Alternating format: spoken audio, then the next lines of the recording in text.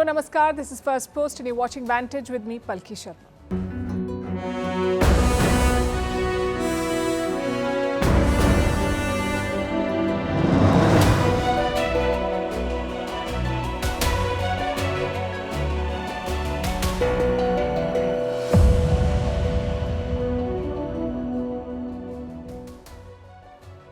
Good to be back. Thank you for staying with Vantage. Tonight we start with the US presidential election. After the debate debacle last week, will Joe Biden get the boot? Will the Democrats find a replacement for him? And who will that person be? We'll discuss all of that. In France, a political earthquake. Macron's gamble has backfired. The far right has made gains in the snap election. This could trigger the next Euro crisis. We will talk about the implications for Macron, for France and for Europe. In the UK too, it's election week and the top contenders are flocking to temples to get the Hindu vote. In Nigeria, women suicide bombers kill 18 people and injure many more. In India, a new set of laws comes into force, replacing those from the colonial era. We bring you the highlights, the improvements and the concerns. In South Korea, the people want to impeach their president amid a growing threat of war with the North. In Kabul, as the Taliban's rift with Rawalpindi widens, they're trying to cozy up to India. We decode their moves and India's response. The European summer has been hit by storms, turbocharged by climate change. And does your brain need a rest? It's only Monday, but it's as good as any day to talk about taking a break. As always, the headlines first. जो लोग अपने आप को हिंदू कहते हैं वो 24 घंटा हिंसा हिंसा हिंसा नफरत नफरत नफरत.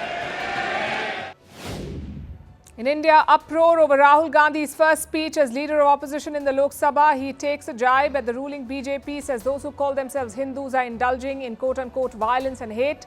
Prime Minister Modi intervenes, his first since becoming an MP in 2014. Home Minister Amit Shah demands an apology from the Congress leader.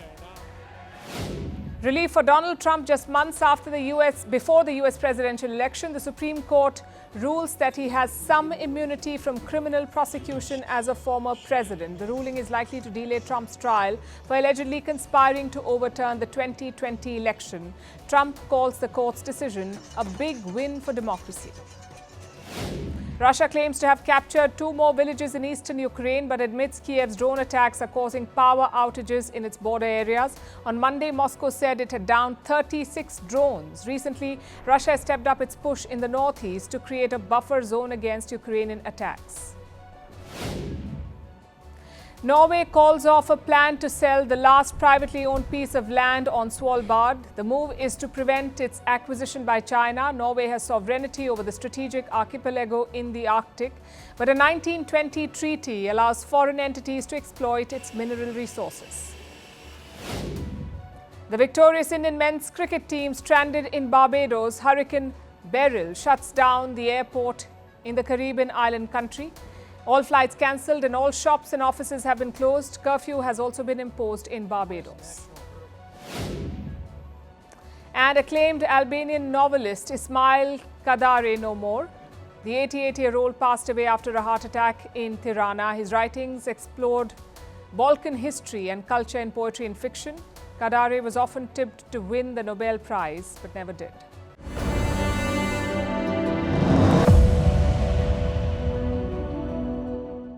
It's been 4 days since that happened. Joe Biden at a US presidential debate. He's running for a second term against Donald Trump. Now, to call Biden's performance a disaster would be an understatement. The US president was struggling to string sentences together. He was fumbling. He sounded raspy and looked confused. But Biden refuses to give up. I don't walk as easy as I used to. I don't speak as smoothly as I used to. I don't debate as well as I used to. But I know what I do know. I know how to tell the truth.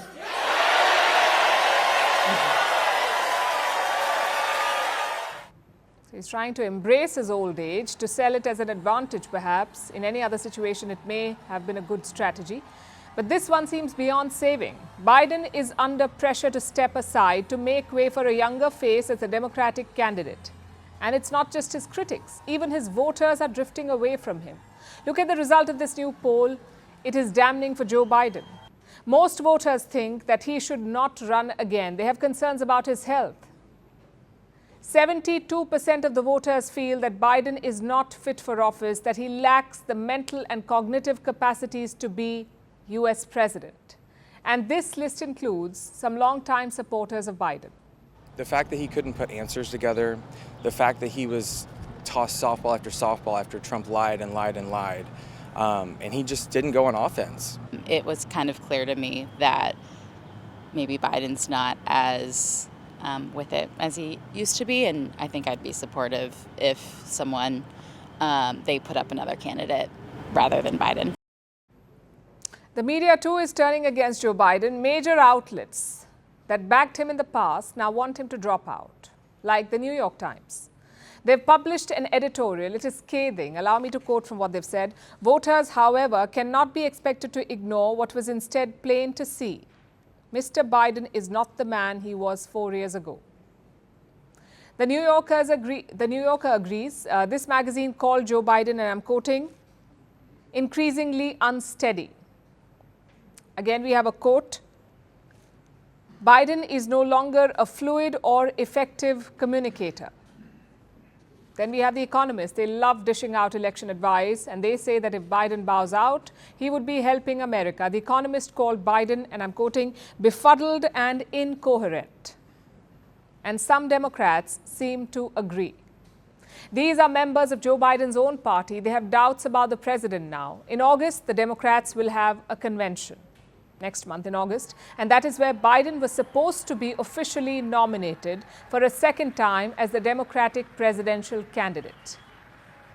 It was supposed to be a straightforward affair. Biden is a sitting president. He's the only candidate from his party in the fray.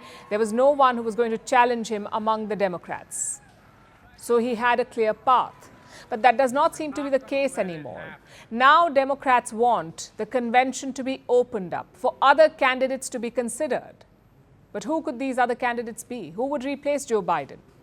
There is no clear alternative as of today, but the names of several potential replacements are doing the rounds, like Vice President Kamala Harris, California Governor Gavin Newsom, Michigan Governor Gretchen Whitmer, Kentucky Governor Andy Beshear, Illinois Governor J.B. Pritzker. All these names have been floated as replacements. Some lawmakers are suggesting the name of Michelle Obama as well, the former First Lady and the wife of Barack Obama, but she has not expressed any interest in joining the fray. Now, even if the Democrats make a switch, even if they throw their weight behind a new candidate, replacing Joe Biden is going to be tough because they will have to build up a new campaign from the ground up. They will have to win back the Democrats, the voters. Plus, they'll have to raise substantial cash to fight the election and hope to beat Donald Trump, who would have a clear head start. There is also the time factor. Any new candidate will have less than 5 months to campaign. Having said that, the biggest challenge for the Democrats right now is Joe Biden himself. He is not ready to go, and his family is said to be backing him. They want him to stay in the race. They want him to keep fighting. As for the debate debacle, Biden's inner circle has found some fall guys. They're blaming the advisors. And Biden's supporters are rallying behind him. They're giving interviews and making a case for him to stay on. One debate is not a career any more than Donald Trump. 38 convictions for felonies aren't really going to define, his reputation and his presidency. And that's why they're both here again. On his part, the president has been trying to calm the Democrats. Over the weekend, he attended a series of fundraisers. The donors have not changed their mind, it seems. Team Biden says they raised some $27 million last Friday. But some top donors are worried. Reports say that they've made phone calls to Jill Biden, the First Lady. One top donor took to LinkedIn to describe his concerns. And here is what he wrote about Biden's debate performance. I'm quoting again. It certainly delivered a blow to the mood among donors and organizers. Another sponsor described the debate as a quote-unquote wake-up call. So the Democrats are in disarray. Meanwhile, Donald Trump is trying to capitalize on this. He has sharpened his attacks on Biden.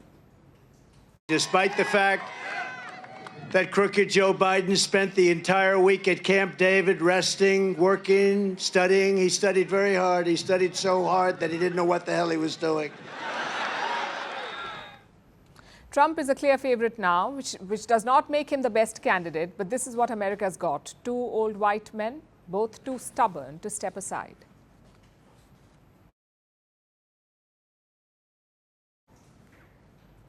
It's among the biggest blunders in politics, right up there with Brexit or the Iraq War. I'm talking about Emmanuel Macron's recent gamble, his decision to hold snap elections in France. It's backfired magnificently.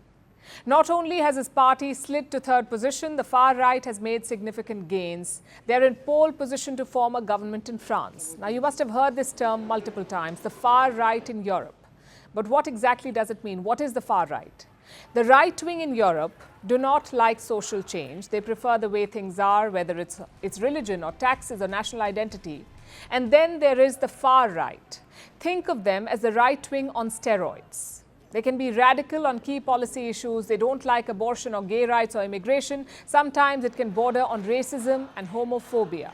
Many of these parties also do not like globalization. They prefer countries to be in charge of their own affairs, hence their dislike for the European Union. In the 20th century, this thought was associated with Nazis and fascists, the far right thought. So for decades, they were cast out from European politics. But now they're making a comeback and they're making gains. Let's look at the numbers in France. These are the results from the first round of voting. The far right got 33% of the votes. The left wing got 28%. And President Macron's centrists slumped to the third spot, just 21% of the votes. So the far right clearly won this round, but they did not win a majority, which is why there is going to be a second round. You see, France's parliamentary elections are a bit complicated. A candidate must win more than 50% of the votes. If not, it goes to the second round. And in this round, the second round, only the top 2 or 3 candidates will remain. And the candidate who wins the maximum votes is declared the winner. Now, there are 577 seats in the French parliament. Less than 100 seats have been decided so far. So on less than 100 seats, we have a clear winner with more than 50% of the votes. The rest will be declared after the second round. It's slated for next Sunday. So by next week, we'll have more clarity. Meanwhile, celebrations have started in the far-right camp. They were long considered taboo in France, but now they are the biggest political group in the country. Their leader is Marine Le Pen. She called the results a form of emancipation. It's a form of great emancipation for the people. They're taking back their freedom. They once are determined to defend themselves against political powers that have hurt them, that weakened them, that ruined them. What do these results mean for France? Broadly, 3 things. First, tension on the streets. Far-right supporters are celebrating their victory, but others are out in protest. Things have been peaceful so far, but such rival demonstrations can easily spin out of control. Take a look at this.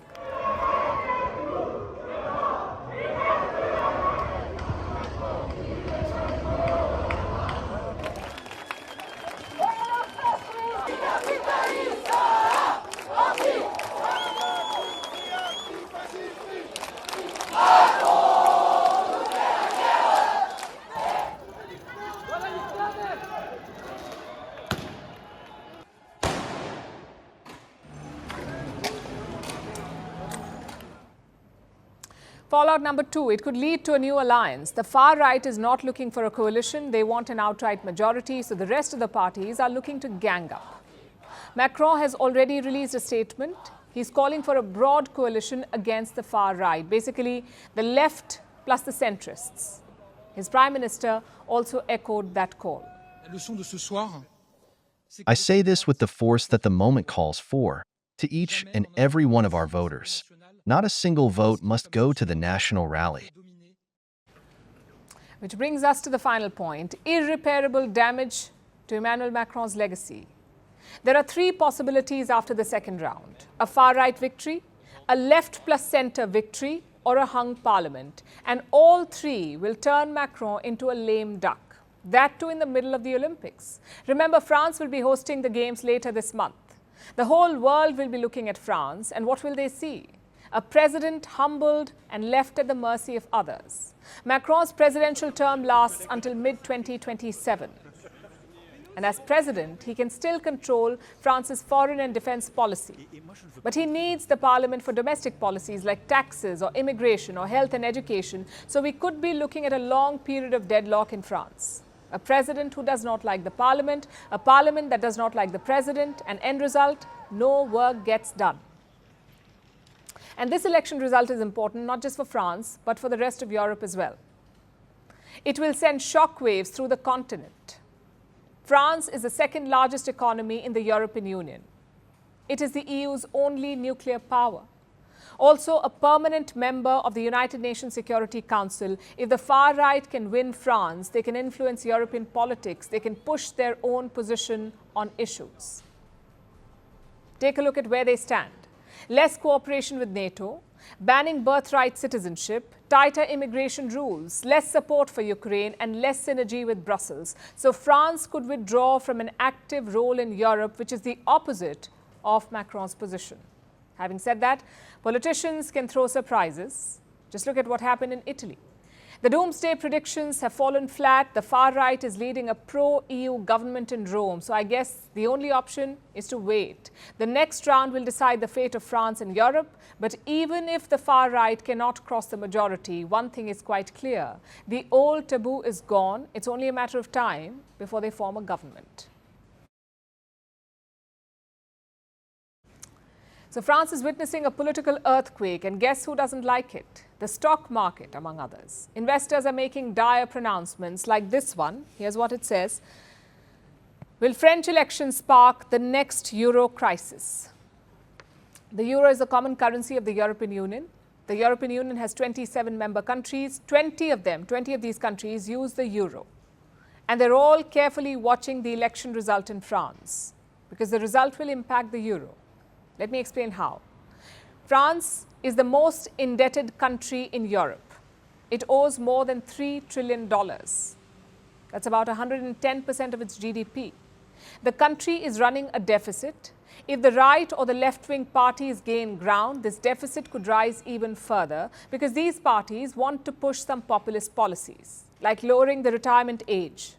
They want to lower it back to 60. Last year, Macron had introduced a law. It raised the retirement age from 62 to 64 in France. The far right, wants to bring it down to 60. This will increase France's pension bill. What about the left-wing parties? What have they promised? They want a higher minimum wage. They also want to lower taxes on individuals.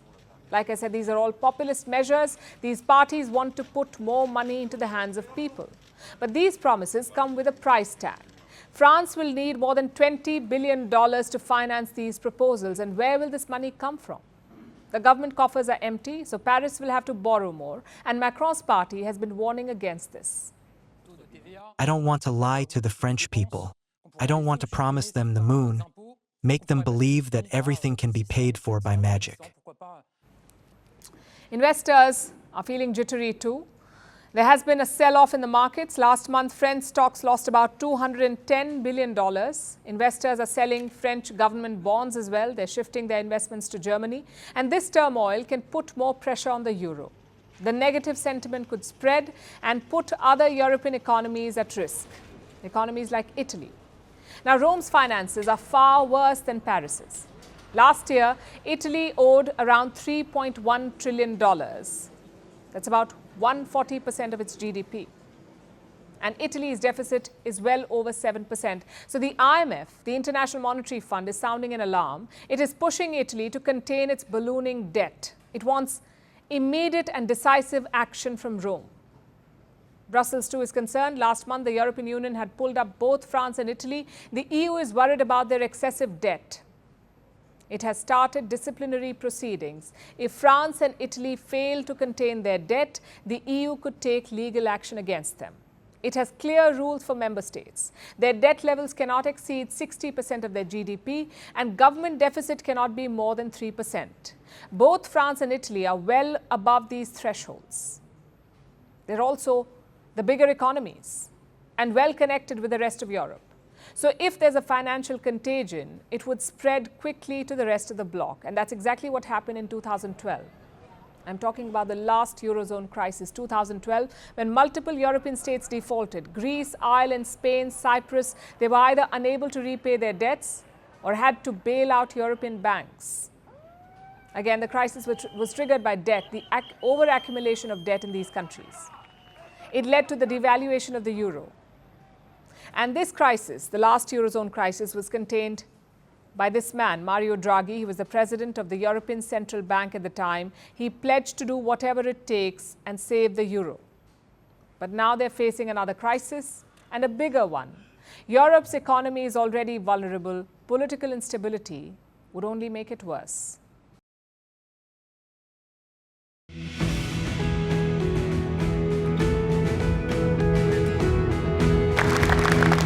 It is time for a change, and we are it. Thank you. And I invite you all to join our mission to stop the chaos, turn the page, and start to rebuild our country. Thank you so much.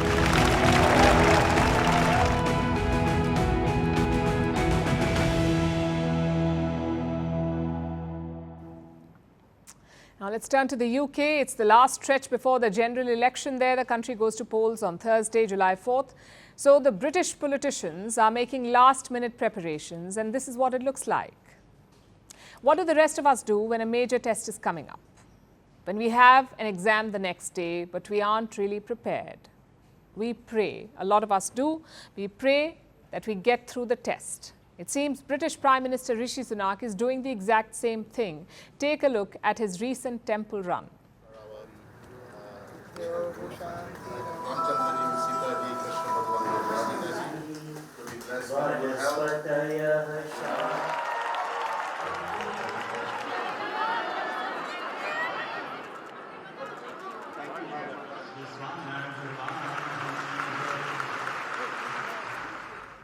On Saturday, Rishi Sunak dropped into the Swaminarayan Mandir in London, where he prayed and made his offerings. Then he gave a campaign speech. It is truly a great privilege to be with you all this evening. And this mandir stands as a great statement of the contribution that this community makes to Britain. Now, I am a Hindu, and like all of you, I draw inspiration and comfort from my faith. I was proud to be sworn in as a Member of Parliament on the Bhagavad Gita. Our faith teaches us to do our duty and not fret about the outcome, as long as one does it faithfully. Sunak did his best to woo Britain's Hindu voters. He spoke about his family, he made jokes about his parents wanting him to be a lawyer or a doctor. He expressed pride at being the UK's first British Asian Prime Minister. Sunak really did his best to get the Hindu crowd behind him. And this was not lost on his chief opponent, the UK Labour Party's Keir Starmer. Starmer knew exactly what Sunak was trying to do, so he too decided to visit a temple, a different Swaminarayan Mandir in North London. There, Keir Starmer made his pitch to British Hindus. He said, and I quote, "If we are elected next week, we will strive to govern in the spirit of seva, to serve you and a world in need." He also added that there was no place for Hindu phobia in Britain. Now, why were Britain's two leading parties vying for the Hindu vote? Because Hindus make up a sizable chunk of the UK electorate. Britain's last census was held in 2021. More than 1 million people identified as Hindus. That's about 1.5% of the British population, and their votes could be crucial on Thursday. More so for Rishi Sunak, who seems to be staring at a rout. Just days before the ballot, opinion polls say that Sunak's party is trailing. That's the Conservative Party or the Tories. They're behind the Labour Party by about 20%. So Rishi Sunak is doing everything he can to get more votes. He's not just quoting Hindus. He also went to a synagogue to ask for Jewish votes. I am a Hindu, not a Jew. But I do know something of what it is like to be seen as different from others, and even to experience hatred directed towards you and your community because of who you are. I know something of what it is like to be part of a community that is both proud of its heritage and proud of its Britishness too. So that's Rishi Sunak doing his best to finish second. And that isn't a dig, it's the ground reality in the UK. According to opinion polls, there's almost nothing that can stop Labour from winning Thursday's election. They say Keir Starmer will be the next British Prime Minister, so Rishi Sunak is now trying to become the leader of the opposition. His biggest challenge is the Reform Party, led by this man, Nigel Farage. Farage is campaigning on an anti-immigration plank. He promises to be even harder on immigrants than the Conservatives were. And Farage has found support among some traditional Conservative Party voters. They're switching to his party, to Reform, because they're frustrated with Rishi Sunak and his party, the Conservatives, which means that Sunak risks losing his core voters. Will enough of them defect for the Prime Minister to be relegated to the third place? Or will the UK's first British Asian Prime Minister end up leading the opposition? Guess we'll find out by Friday. Now let's turn our attention to Africa, to Nigeria in the west, where a series of terror attacks took place over the weekend. 4 suicide bombings took place on Saturday. They occurred in Nigeria's northeastern Borno state. The bombs killed at least 18 people. Many more are injured, and the whole region is now on alert. No one has claimed responsibility for the attacks yet, but the signs point to the most infamous terror group in the region, Boko Haram. Saturday's suicide bombers were all women, and this is a tactic that Boko Haram has used in the past. Here's our report. On Saturday, a wedding was taking place in Gwoza town. The town is located in northeastern Nigeria, in the Borno state. But in the middle of the festivities, a stranger walked in. A woman reportedly carrying a baby on her back. She entered the wedding venue and then set off an improvised explosive device that she had on her. At least 6 people were killed in the resultant blast, and some others were injured. We were eating and having a conversation, while some other guests were praying for the couples, and then I heard a bomb, not knowing I was also a victim. I saw some of my friends on the ground. I tried my best to escape from the scene, and suddenly, I find myself in the hospital. That was the beginning of the rampage in Gwoza. A second blast took place near a hospital in town. The bomber was reportedly a teenage girl. A third blast took place at a security checkpoint. The bomber panicked while being questioned, so she blew herself up, along with the security personnel. The fourth blast took place at a funeral for victims of the first bombing. I personally lost 3 of my, friends instantly there at that first blast. Thereon, afterwards, some people now started for the funeral of one of the 3 that I lost. At the funeral ground, another one also blasted. There were 4 suicide bombings in Gwoza on Saturday, leaving at least 18 people dead and dozens injured. 4 separate attacks took place, and it seems that more had been planned. 2 more suspected suicide bombers were arrested, and reports say that not less than 30 had descended upon the town. 30 suicide bombers, all of them women. It has put Gwoza on edge and raised a number of questions. The first is, who is behind these attacks? So far, no group has claimed responsibility. But it has all the hallmarks of Boko Haram. The terror group originated in the Borno state. They had taken over parts of it, including Gwoza, back in 2014. The group has been pushed back, but not eradicated. Boko Haram used its first female suicide bomber in June 2014, and soon it became a regular occurrence.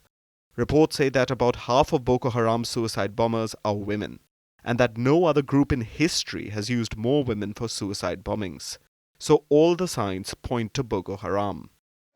Now the second question is, what is Nigeria's government doing about this? President Bola Tinubu says that the attackers will pay a heavy price. He also called the suicide bombings a desperate act and said that it proves that the terrorists are under pressure, which is a convenient excuse for the security failure.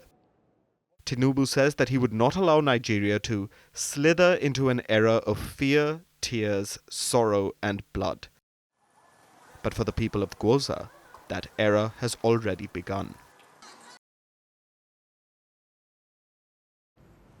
It's a big day here in India because a new set of laws has been rolled out, laws that affect every Indian citizen. Criminal laws, there are 3 new ones now: the Bharatiya Nyaya Sanhita, Bharatiya Nagrik Suraksha Sanhita and Bharatiya Saksha Adhiniyam. All 3 were passed in December last year by India's parliament. They have replaced colonial era laws. Now, if you're into courtroom dramas, you must have heard of them. IPC or the Indian Penal Code, CRPC or the Criminal Procedure Code and the Indian Evidence Act. These 3 do not apply anymore in criminal cases in India, only the new ones will. I guess the obvious question is why? There is a symbolic and practical reason. More than 7 decades have passed since India's independence, yet our laws dated back to colonial times. So clearly it was time for an overhaul. It was time for Indian laws made by Indians. And that's not the most important reason. As time passed, India's laws have gotten outdated. Some provisions and procedures did not make sense at all. So reform was the need of the hour. Most legal experts and political parties agree with it. There was a need for reform, but they disagree on the specifics, on what kind of reforms, on how these laws were drafted. The opposition says that there was not enough consultation, but the Home Minister of India has pushed back. He says the issue must not be politicized. इतने बड़े सदियों के बाद हो रहे सुधार को political colour देना मैं मानता हूं ठीक नहीं है। मेरे तो सभी विपक्ष के साथियों से विनती है, पॉलिटिक्स करने के ढेर सारे मुद्दे हैं, आराम से करिए पॉलिटिक्स, कोई चिंता नहीं, हम भी जवाब देंगे। मगर ये कानून देश के 140 करोड़ नागरिकों को संविधान का जो स्पिरिट है, न्याय और आत्मसम्मान, वो समय पर दिलाने की एक एक्सरसाइज है।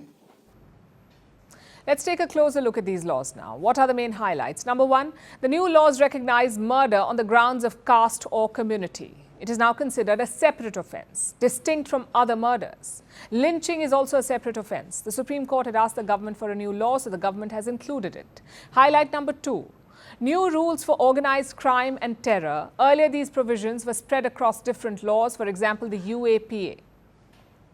States like Maharashtra had their own region-specific laws. The idea is to do away with all of that, to centralize and simplify the rules. Highlight number 3, penalizing intercourse via deceit.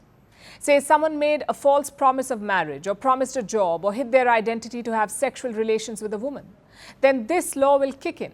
The maximum punishment is 10 years in prison, but some legal experts are concerned about this. They say even consensual relations could later end up being criminalized. Highlight number 4, extension of police custody. The CRPC was very clear about this. An accused can spend 15 days in police custody. After that they must be sent to judicial custody. Now, this time limit has been extended from 15 days to 90 days, 90. So the cops can keep an accused for up to 3 months now. Again, there are concerns about this. More time in police custody raises fears of torture and tampering. Highlight number 5, focus on speedy justice. Charges must be framed in 60 days. Trial judgments will have to be delivered in 45 days. Highlight number 6, inclusion of community service as a punishment. Now, this mainly applies to small crimes like petty theft or defamation. Earlier, these offences carried jail time and fines, but now community service is also an option. The laws do not specify what service, so the decision is up to the judge handing out the verdict. Maybe street cleaning or volunteer work. Highlight number 7, zero FIRs. Now, FIRs are first information reports, as you would know. When you file a complaint, the police fill out an FIR. But jurisdiction is sometimes a problem. Each police station has its own area of operation, its own jurisdiction. So beyond that, they may not file FIRs. But that should not happen anymore. Zero FIRs can be filed at any police station. Jurisdiction of the crime does not matter anymore. Highlight number 8, sedition has been removed as a crime. Instead, a new provision has been introduced. It talks about offences against the state, basically treason. So while scrapping sedition is welcome, the potential impact of this new provision is still unclear, and some experts say that it's equally draconian. Highlight number 9, intercourse with a minor wife will be considered rape. Again, this was a long pending issue. The earlier laws only banned it for brides below 15 years of age. But this one rectifies that. It provides justice to brides aged 15 to 18 years. And finally, highlight number 10, trial in absentia has been introduced. Earlier, you could record evidence in the absence of the accused, but conducting a trial was not allowed. It was only permitted rarely in cases of UAPA. But that's not the case anymore. Trials can now be held in absentia for certain crimes, meaning people can be tried and convicted without finding them. And this does happen in other countries, but it's a first for India. And we've only mentioned 10 highlights here. Laws like these will take months to get used to. All new cases will now be registered and tried under the new laws. The first one was filed in Gwalior today. As for the old cases, the cases that are already on, the old laws still apply. I know it sounds a bit complicated, but that's the nature of overhauls. They consume time and effort. Now on to South Korea. The country wants to impeach its president. It all started with an online petition. It accuses President Yoon of being unfit for the job. The petition accuses the president of being unfit, and since then, more than 800,000 people have signed it. In fact, it's become so popular that the site has crashed multiple times. Now, South Korea has impeached 2 presidents before, so another one won't be unprecedented. But is this the best time to do it? There's a growing risk of war with North Korea, so why does Seoul want to remove its president right now? Our next report tells you. In July last year, it was flooding in South Korea, so the Marines were sent in. They were looking for residents. But then disaster struck. 5 of them were swept away and 1 of them died. The accident led to an uproar in the country. The death of the 20-year-old Marine raised questions. It's been a year since then, but that tragedy has come back to haunt South Korea's president. Yoon Suk-yeol has been accused of interfering with the inquiry. South Koreans are distrustful of him. They want the government out, and it's led to an online petition. It calls for the impeachment of Yoon Suk-yeol. The petition is on the National Assembly's website. That's like their parliament. It went live on June 20th. Over 800,000 people have signed it so far. In fact, it's so popular that the site has experienced frequent delays and disruptions. On Monday, thousands of people tried to access the site. They faced delays of up to 4 hours. One error message showed that over 30,000 people were waiting to sign it. So what does this petition say? It calls on the parliament to introduce a bill to impeach Yoon. The petition accuses Yoon of raising the risk of war with North Korea, for exposing South Koreans to health risks and rampant corruption.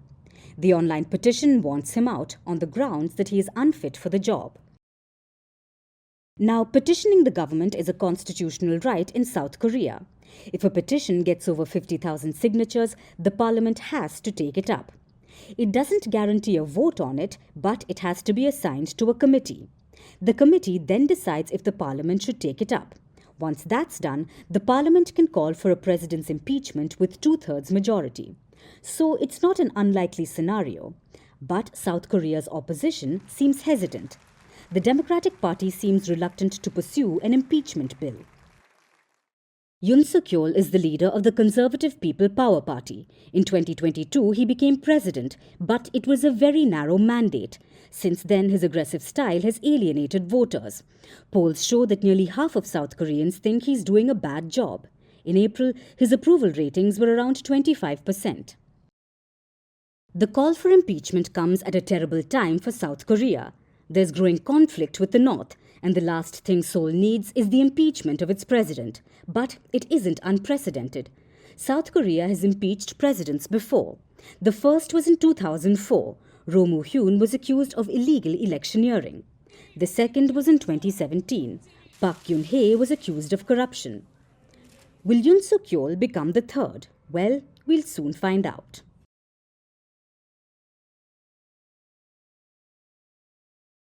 Let's turn to Afghanistan now. Taliban 2.0 has largely been Taliban 1.0. The same domestic policies, the same crackdown on women, the same persecution of minorities.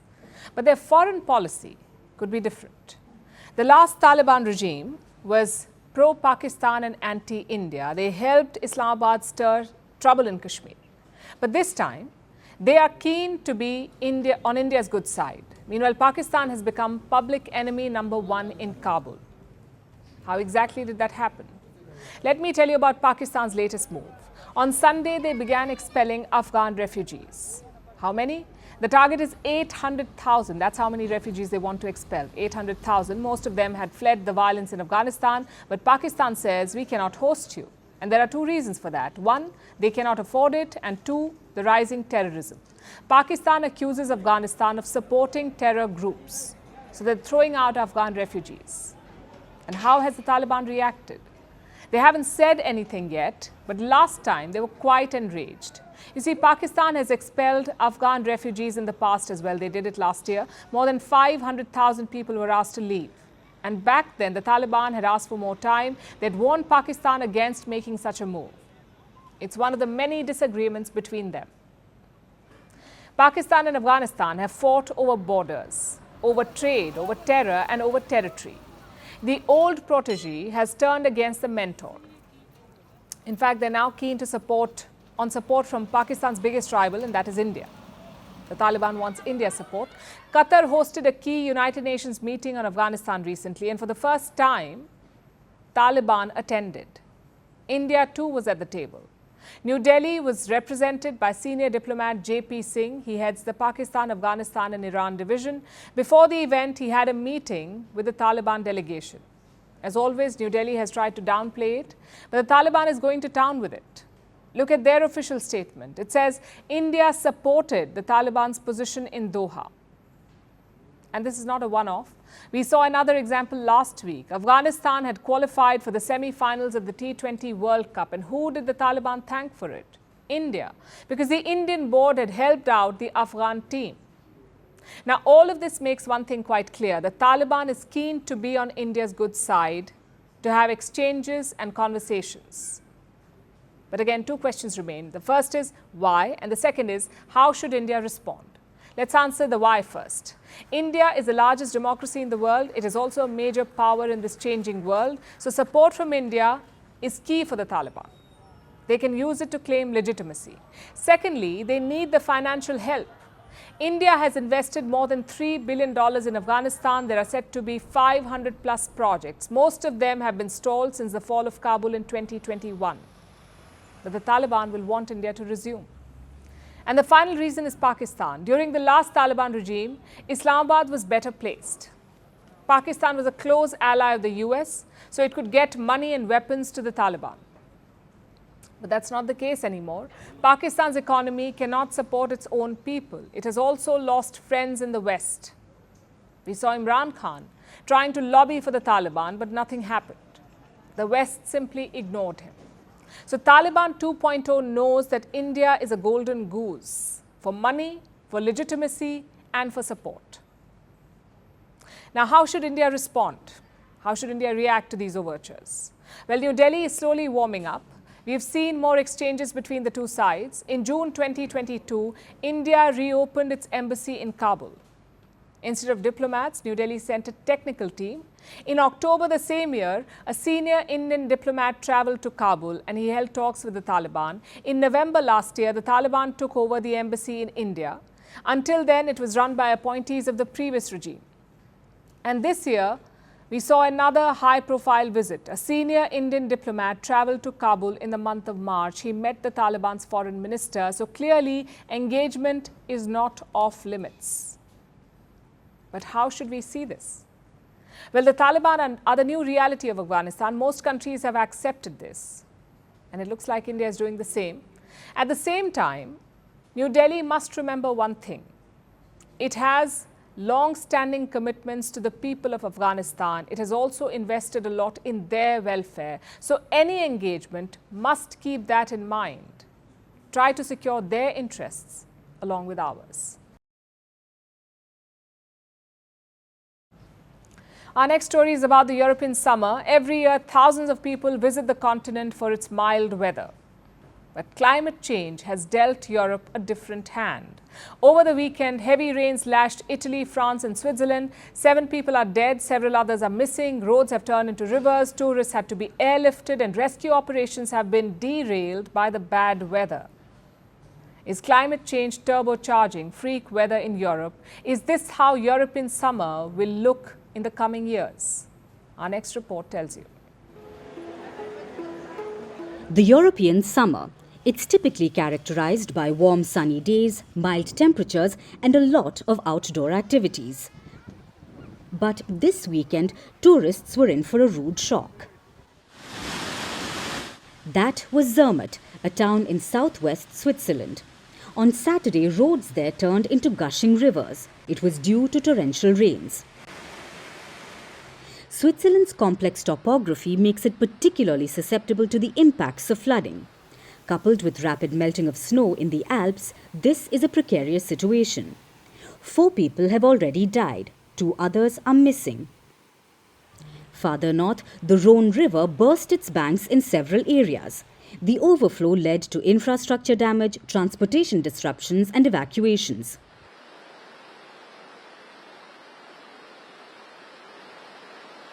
The inclement weather has made rescue work particularly difficult. Many valleys are inaccessible. There's also no electricity. In neighbouring Italy, the situation isn't any better. Downpours moved south from the Alps to as far as Emilia-Romagna and Tuscany. From floods to landslides, Italy's northern region saw it all. Firefighters carried out about 80 rescue operations over the weekend. Tourists and residents had to be airlifted out of the town of Konya. While I was on the phone, I noticed that behind the campsite where we were staying, a landslide was coming down. I realized it was time to leave as soon as possible, so I took all the kids and moved to safety. We found refuge in a place near the Vantage bridge. It started raining at noon and kept increasing. It only slowed down at 3 in the morning. All night long, there were continuous downpour all night. I watched from the window all night. There's so much water. We've been coming here every summer for 25 years or more. In France, it's a similar picture. Torrential rains lashed the country. In Aube, 3 people were travelling when a tree crushed the car they were driving in. Now, heavy rainfall is not new for Europe, but climate change is contributing to more frequent and intense weather events. And it shows in the weather warnings.